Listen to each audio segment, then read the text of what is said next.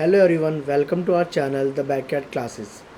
आज हम लोग जो टॉपिक करने वाले हैं उस टॉपिक का नाम है रिफ्लेक्शन ऑफ लाइट। तो reflection is the one of the unique property of light. It means कि डेफिनेटली रिफ्लेक्शन जो है एक तरह से यूनिक प्रॉपर्टी है लाइट की। It is the reflection of light which enable us to see any object. Correct, इसका मतलब कि रिफ्लेक्शन ही है जिसकी वजह से चीज़ों को हम ईजिली देख सकते हैं। एग्जाम्पल के तौर पे फॉर एग्जाम्पल यहाँ पे हमारे पास एक बॉल रखी है। इस बॉल को हम कब देख पाएंगे? जब हमारे पास एक लाइट रे आएगी, आने के बाद इसको रिफ्लेक्ट करके हमारी आइज़ के अंदर जब लाइट रेज आएंगी तब हम इस ऑब्जेक्ट को, बॉल को देख सकते हैं। तो ये रिफ्लेक्शन ही है जिसकी वजह से हम चीज़ों को देख सकते हैं।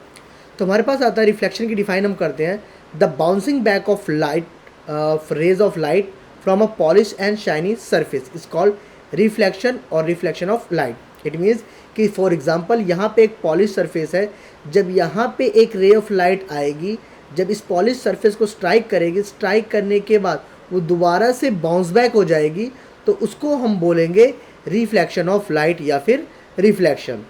अब it is a similar to bouncing back of football after colliding with a wall और any hard surface. It means कि ये बिल्कुल सिमिलर है किसकी तरह? जैसे कि हम लोग एक बॉल को वॉल के ऊपर स्ट्राइक कर रहे हैं और वो बॉल वॉल से टकराकर वापस की तरफ आ रही है हमारी तरफ, तो उसको हम बोलेंगे रिफ्लेक्शन ऑफ लाइट। अगला हमारा टॉपिक आता है लॉज ऑफ रिफ्लेक्शन। अब रिफ्लेक्शन हम लोगों ने पढ़ा कि रिफ्लेक्शन का मतलब होता है कि एक हमारे पास पॉलिश सरफेस है, उस पर एक लाइट रे आ रही है, जैसे ही वो पॉलिश सरफेस को स्ट्राइक करेगी, स्ट्राइक करने के बाद वो वापस से बाउंस बैक कर लेगी। ये हमारा है लॉज ऑफ रिफ्लेक्शन का। अब हम आगे बात करते हैं हमारे पास कि लॉज, अब जाहिर सी बात है अगर रिफ्लेक्शन हो रहा है तो उसके अंदर कुछ ना कुछ लॉज होंगे। तो हमारे पास लॉज में क्या आता है कि द पहला लॉ हमारे पास क्या बोलता है, the angle of incidence and the angle of reflection is equal. Correct, it means कि फॉर एग्जांपल ये आप लोग डायग्राम देखो, यहाँ पे हमारे पास इसे बोलते हैं नॉर्मल, ये परपेंडिकुलर होता है, इसे हम इमेजिनरी लाइन बोलते हैं। ये हमारे पास एक तरह का पॉलिश यानी कि रिफ्लेक्टिंग सरफेस है। अब यहाँ पे जो हमारे पास P और O है, ये हमारे पास है इंसिडेंट रे, इसे हम बोलेंगे इंसिडेंट रे। जैसे ही ये रे ऑफ लाइट एक पॉलिश सरफेस पर टकराएगी, टकराने के बाद वो वापस से रिफ्लेक्ट यानी कि बाउंस बैक हो जाएगी, यानी कि हमारा बाउंस बैक जो होगा वो OQ होगा। अब यहाँ पे हमारे पास जो एंगल बन रहा है इसको बोलेंगे एंगल ऑफ इंसिडेंस, और ये हमारे पास जो एंगल यहाँ पे बन रहा है इसको बोलेंगे एंगल ऑफ रिफ्लेक्शन। तो हमारे पास फर्स्ट पॉइंट में यही बोल रहा है कि ये लॉ जो हमारे पास है वो ये बोल रहा है कि द एंगल ऑफ इंसिडेंस यानी ये वाला एंगल किसके इक्वल होगा? The angle of reflection. Example लेके चलते हैं। फॉर एग्जाम्पल हमारे पास ये एंगल है वो है 30 डिग्री का, तो सेम जो हमारे पास ये एंगल ऑफ रिफ्लेक्शन है ये भी हमारा 30 डिग्री होना चाहिए। अगर ये 30 डिग्री नहीं है, इट मीन्स ये लॉज ऑफ रिफ्लेक्शन फॉलो नहीं कर रहा। सेकंड पॉइंट हमारे पास आता है, सेकंड पॉइंट हम लेके चलते हैं। सेकंड पॉइंट हमारे पास क्या बोलता है? The incident ray, this is incident ray, the incident ray, the reflected ray, this is reflected ray, the incident ray, the reflected ray and the normal, this is normal, and the normal to the point of reflection lie on a same plane. आप देखोगे जहाँ पे ये reflect हो रहे तीनों के तीनों आपस एक सेम पॉइंट पे लाई कर रहे हैं।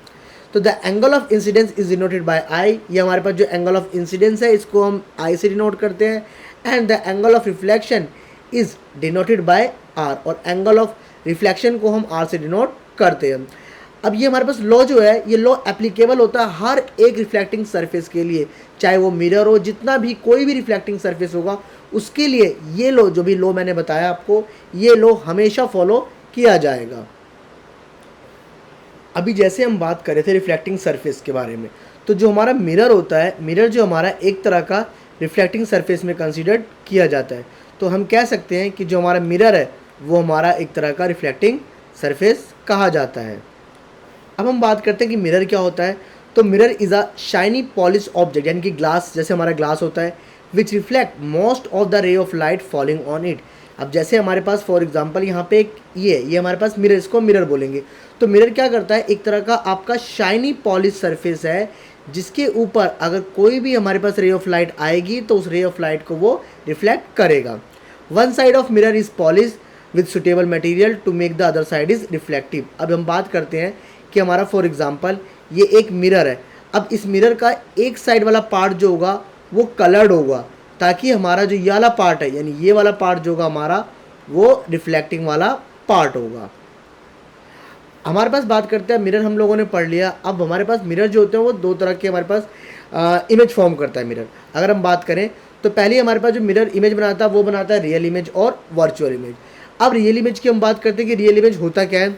तो रियल इमेज की बात करते हैं हम, image which is formed in front of mirror and it can be obtain on a screen is called real image. Correct. इसका मतलब ऐसी इमेज जो मिरर के सामने बनती है और उसको हम स्क्रीन पे ऑब्टेन कर सकते हैं। आपको थोड़ा सा मैं क्लियर कर देता हूँ। फॉर एग्जाम्पल हम लेके चलते हैं, यहाँ पे एक मिरर है। अब इस मिरर है, इस मिरर पे ऑब्जेक्ट को मैंने यहाँ पे रखा। ऑब्जेक्ट को ये वाला मिरर जो है वो सरफेस है नॉन रिफ्लेक्टिंग, ये वाला सरफेस मिरर है नॉन रिफ्लेक्टिंग। मैं यहाँ पे लिख देता हूँ नॉन रिफ्लेक्टिंग, ये वाला सरफेस मेरा नॉन रिफ्लेक्टिंग है। एक मिनट, ये मेरा है एक तरह से मिरर है और ये वाला सरफेस जो होगा मेरा नॉन रिफ्लेक्टिंग सरफेस है, ये वाला मेरा नॉन रिफ्लेक्टिंग सरफेस है।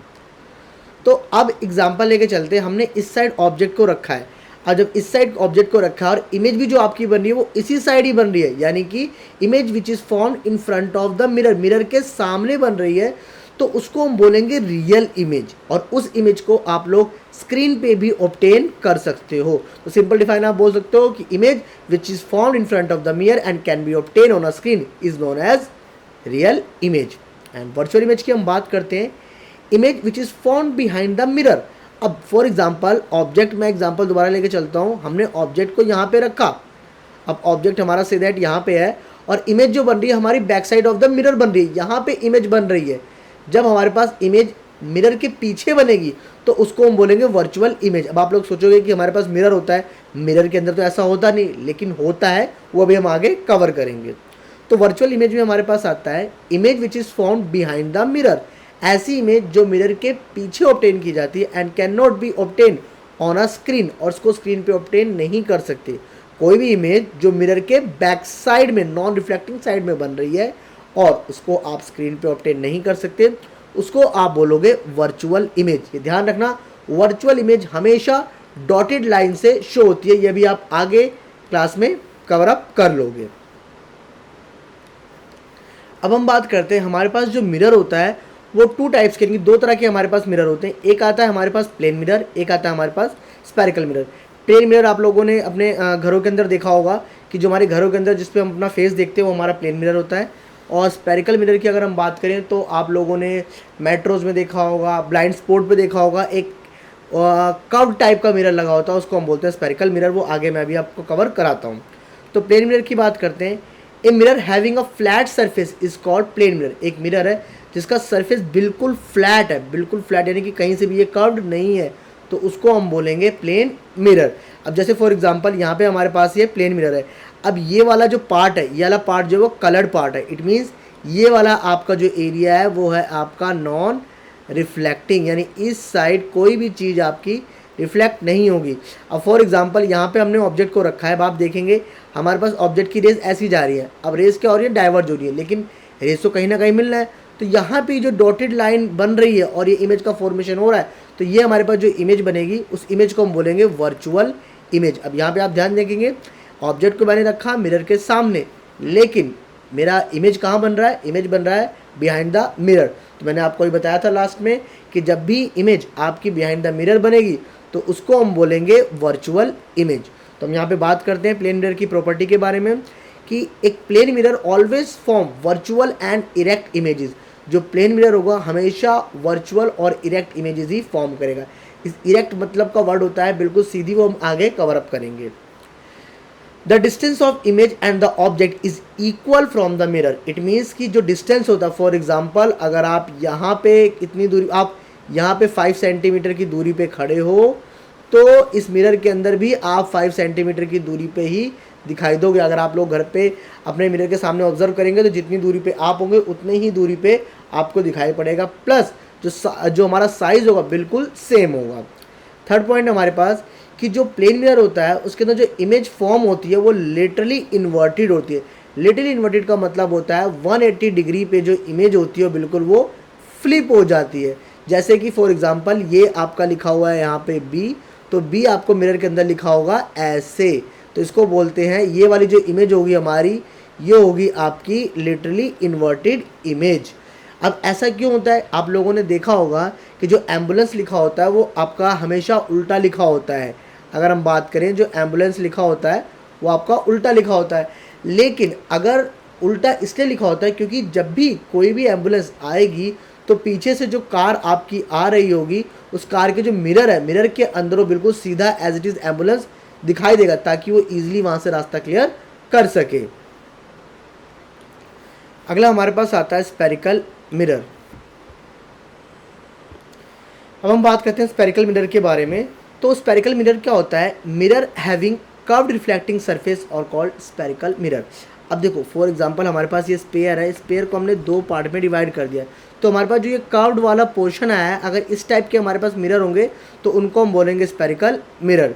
तो हमारे पास आता है mirror having curved reflecting surface, ऐसा मिरर जिसका रिफ्लेक्टिंग सरफेस कैसा हो, बिल्कुल कर्व्ड होना चाहिए, उनको हम बोलते हैं स्पेरिकल मिरर।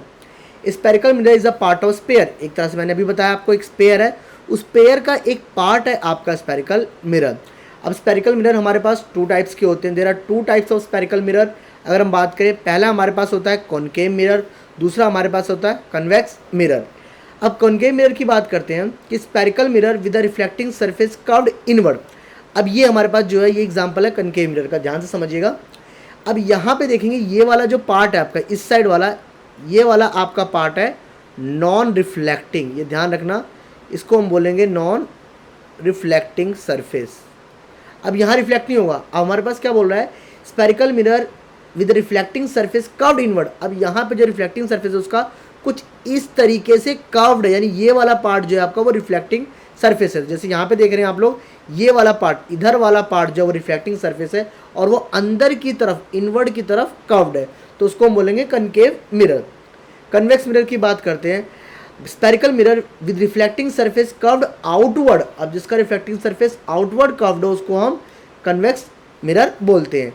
अब यहाँ पे देखेंगे आप, ये वाला जो पार्ट है आपका, ये आपका पार्ट जो है वो नॉन रिफ्लेक्टिंग है, यानी यहाँ पे कोई भी चीज़ रिफ्लेक्ट नहीं करती। अब यहाँ पे देखेंगे आप लोग कि एक रे ऑफ लाइट आ रही है, तो यहाँ पे वो रिफ्लेक्ट करेगी, तो इसका जो पार्ट है आप देखेंगे ये आउटवर्ड की तरफ, यानी कि कुछ इस तरीके से ये वाला पार्ट रिफ्लेक्टिंग है। तो हमारे पास क्या बोल रहा है कि ये कनकेव मिरर जो एक तरह का कन्वेक्स मिरर एक तरह का स्पेरिकल मिरर है, जिसका रिफ्लेक्टिंग सरफेस आउटवर्ड की तरफ, बाहर की तरफ, बल्जिंग आउटवर्ड, बाहर की तरफ निकल के आ रहा होगा, आउटवर्ड कर्व्ड होगा, तो उसको हम बोलेंगे convex mirror. Thank you so much watching my video. I hope आपको यहाँ तक क्लियर हो गया होगा, और ऐसी वीडियोज़ के लिए चैनल को सब्सक्राइब करिए, शेयर करिए, लाइक करिए। Thank you so much for watching my video.